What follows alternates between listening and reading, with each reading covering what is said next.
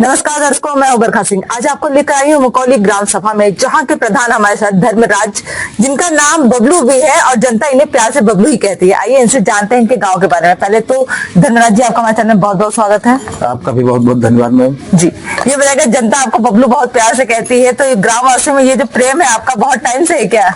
बहुत काफी समय से। काफी समय से है जी। आपका ये दूसरा कार्यकाल है, तो ये कार्यकाल ज्यादा अच्छा है या इससे पहले वाला कार्यकाल अच्छा था? नहीं, इससे पहले वाला कार्यकाल बहुत अच्छा था। बहुत अच्छा था जी। उसमें कैसे कैसे कार्य हुए थे जी? उसमें कैसा कैसा कार्य हुआ था विकास की दृष्टि से? तो उसमें जो है इस कार्यकाल से काफी ज्यादा काम हुआ था जी। जी। इस कार्यकाल में कुछ विकास के कार्य हुए हैं या नहीं? नहीं, हुए हैं। जैसे कि कम से कम 1 किलोमीटर के आसपास इंटरलॉकिंग का काम कराया है, और हर मजरों में नाली नाला कराया, और अमृत सरोवर का काम भी कराया, और साफ सफाई में जो बनता है क्या कहते हैं आरसीसी सेंटर जो बनता है वो भी कराया। बहुत सारे कार्य करवाए आपने। जलभराव की समस्या आपके गांव में होती है या नहीं? नहीं, जलभराव की समस्या तो अब खत्म हो गई, पहले होती थी जी। तो वो आपने ठीक करवाया उसे? बिल्कुल बिल्कुल। 10 साल पहले जो है निकलने में इतनी तकलीफ होती थी कि लोग आने जाने में बहुत दिक्कतें होती थी जी। और विद्यालय आपके पास कितने हैं? 2 विद्यालय हैं। 2 विद्यालय हैं। तो उनमें टाइल्स लगना था, दिव्यांग शौचालय बन जाना था, वो सारे कार्य हो गए? हाँ, उसका संदूरीकरण कराया है, अन्नपूर्णा गोदाम बनवाया है। अच्छा, वो आपके पास है अन्नपूर्णा गोदाम? जी जी जी। उसका संचालन भी 5-6 महीने से हो रहा है जी। तो ये तो बहुत अच्छी बात है, कितने सारे कार्य हुए हैं। पर एक जो कार्य है वो जनता चाह रही है, वो है बारात घर की सुविधा। वो आपके पास है या नहीं?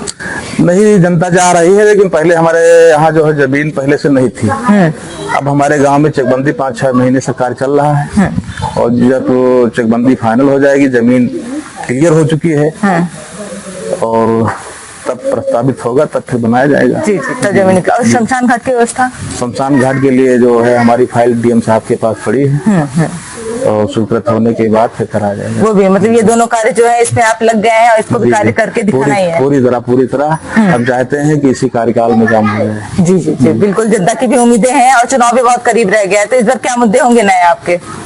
फिर आने वाले समय में मौका जनता देगी, फिर देखा जाएगा। जी जी जी। अभी क्या बताएं? हाँ, ये तो बहुत अच्छी बात है कि मतलब आपने सोच रखा है कि सब कुछ जनता पे ही टाल रखा है। बिल्कुल। अपनी जनता से कुछ कहना चाहेंगे हमारे चैनल के माध्यम से?